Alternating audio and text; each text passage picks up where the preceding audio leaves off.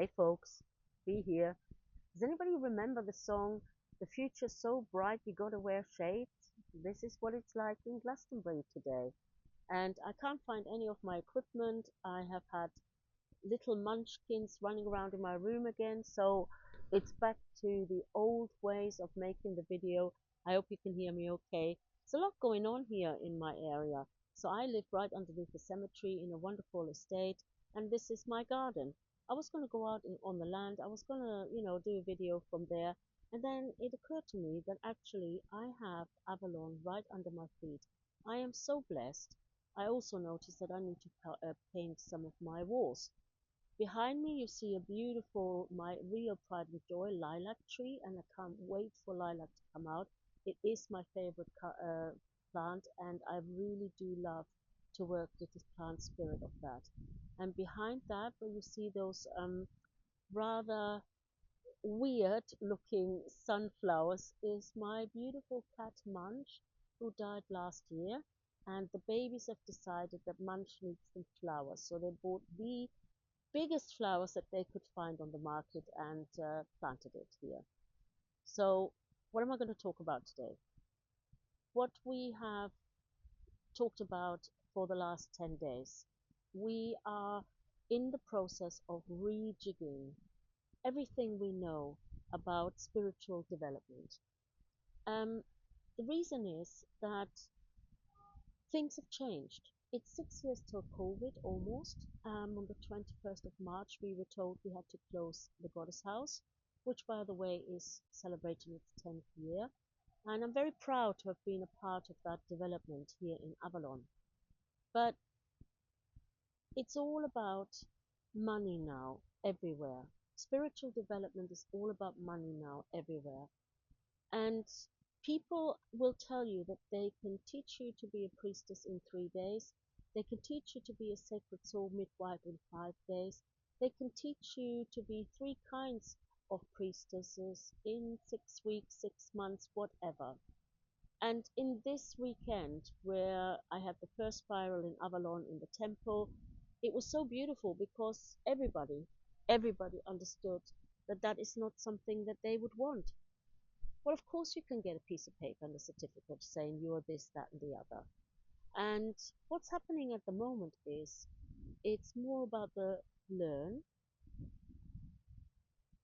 sorry, learn, teach. It's going straight from learning to teaching rather than what we were like, learn, do, teach. And you had to have a great deal of experience as a teacher. And it is actually quite difficult. People have tried to be teachers without actually having any kind of experience in doing the work, and they find it incredibly hard, and a lot of them are failing because you do need that strength, that resilience, that understanding of where you're coming from. What are you trying to achieve? Who are you doing this for? Um, and so this weekend we talked about shadow, and it was really interesting. I tell you what, the first spiral nearly had a heart attack. And what happened is the temple is quite in the middle of town. It's a little archway. We call it Diagon Alley. You'll see it when you come to Glastonbury. And we were outside. We had made our own incense, and we decided that we were going to call on a plant spirit. So one person had dandelion, the other person had the meadowsweet, and we were going to invoke, not pray to, invoke the spirit of that plant and ask wherever it grows, it will bring peace and harmony and love. So, for example, dandelion probably grows in most of the countries, certainly in Europe, if not the whole world. I'm not a botanist, so I don't know for sure. But the other thing that we call on is just plain, beautiful, perfect nettle. Nettle is a defense mechanism. It is a wonderful harm. Sorry, that was a beloved. When you do things at home, you expect people to wander in and out. But yeah, so we were calling on the nettle. Now, the nettle has many, many uses. We have one division, I love that for so much. We have one division of the Cerridwen priestesses who really are working with some of the plants who are poisonous. Now, the interesting thing is there's a lot of plants that can be both medicine and poison. And so, as far as we're concerned, It's the intention with which you use it, and of course, the strength with which you use it. So, we use the nettle as a boundary plant. Now, each of the students, I didn't say what they had to call in. The students chose that themselves. And I really love that freedom. I don't like mandating things for people. I know that they are in connection with Goddess and that they will find what is right for them. We had a most beautiful ritual planned, and we had our cauldron. We have this big cauldron that is lives in the temple, and every now and then we sort of pull it out and we'll burn something in it. We do a burn ceremony, and um, yeah, so we were all ready. We had our drums, we had our herbs, we had our incense that we had made, we had our cloaks, of course, and our robes because it is a ritual. And then we decided we're just going to go ahead. And after the third person had spoken, there was a whole group of Spanish people, lovely Spanish people, and some Brits, and they saw us doing something. Somebody was drumming, you can hear the drumming on the high street, and so they thought they'd come and check us out. And the part of me that is Mama Bear was going to go over and say, no, no, you can't come here, this is a private ritual. And immediately Cerridwen gave me a little slap, just a gentle slap, and said, stop. You're doing a ritual for peace. If people want to join in, let them. It's important in these times to let everybody join. If they want to join, invite them. Open your arms. Don't be protectionist. Lesson learned. You know, Cerridwen is always like that. So I was also a bit worried about the students. Some of them have only been on the course for about 3 months. So I sort of checked them out, 5 months. I checked them out and they seemed to be perfectly in order. They seemed to be perfectly focused. So we just invited them to come along. We invited these lovely people and they were so excited to be invited to a ritual in Glastonbury, in Avalon. They've come for Goddess. They want to see the priestesses and priests in action.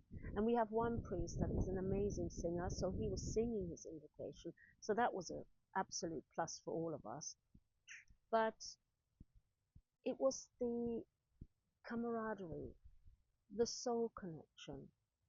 We all had the same goal. And that is exactly what we are going to be doing this evening. We're going to be doing our Dark Moon ritual. We've been doing the Dark Moon ritual for 8 years, and it's always a ritual for peace, and it's always to do with situations that are in the world at the moment. And, you know, we were going to do it once, and then we realized how incredibly needed it was in the world. So, you know what? Challenge accepted, she says. Cerridwen, as always, you know, challenge accepted. We'll do it. And it's wonderful for me to see, you know, generation after generation after generation of Cerridwen priestesses standing in the goddess temple, which is, you know, still our central temple, because where else should we be doing it? Everybody's invited. And to really send out the energy and our rebellion. It is a rebellion. We are rebelling, not in a nasty way, not in a way of creating conflict, but in a way to have a, yeah, in a way to have a say in the matter. We have a say in the matter. We have power. We are powerful. Male, female, everybody else. We even changed the song that we will be singing to include everybody today. And that is really what is the most important part of the world, is this inclusivity, including everyone, including whether it is animals, spirits, birds. I've just got beautiful raven above me on the roof of my house. They always come when I do this sort of thing, but it really is about including everybody and not be protectionist, not be partisan, because it is easy to include people that we get on with. It's not so easy to include people that we don't agree with, that we're not in harmony with, and yet they are still human beings. They have a heart that beats, they have a spirit that roams. We need to be able to connect with everyone. And only by connecting with these people can we actually make a difference. Because those of you who already agree with us, we don't have to persuade you to do anything differently. You are already on the path. You're already doing the right thing. It's the ones who let fear and lack a fear of lack and anger and rage drive them into becoming inhumane. Not evil, but inhumane is the right word. So this is my acceptance and this is my call upon you to do something wonderful this spring equinox, this dark moon. So the dark moon is tomorrow and spring equinox is on Friday. So really come and join us. We're doing the dark moon ritual online. You can find the details in Cerridwen UK. It's below in the comments. But really do find a place where you can find the peace in yourself. And do also do a little bit of work on how you have been since COVID locked us all down. Because I believe there is still a massive trauma for a lot of us going back to that. The fact that we weren't allowed to be out, the fact that we were made afraid of each other, the fact that we had a fear of death. We all thought we were going to die at the beginning, didn't we?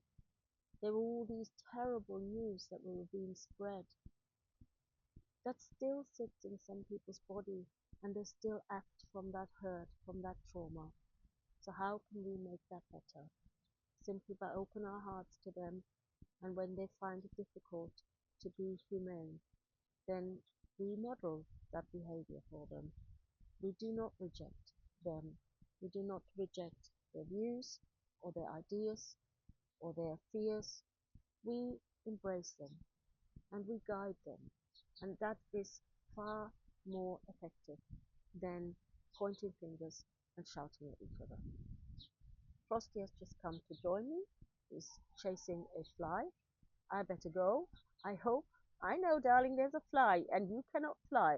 I hope you are okay, that you are looking forward to the new season, and I wish you all the best. Blessedly.